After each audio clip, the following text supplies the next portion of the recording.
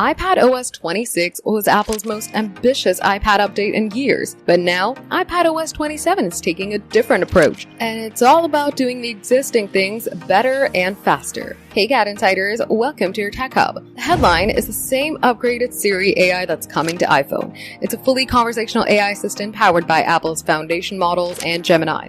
It also comes with a dedicated Siri app, a new wave-like animation, on-screen awareness, system-wide proofreading, and cross-device conversation continuity.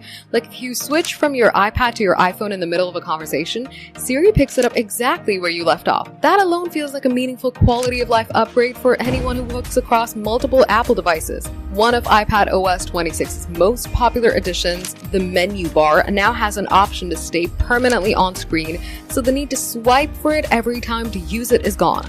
With the new software, you'll be able to resize iPhone apps when running on iPad. Plus, Safari gains automatic topic-based tab organization, something that is genuinely useful for people who open 15 tabs and never close them. Photos improvements include slideshow customization, and iCloud shared albums now work across Android and Windows devices as well.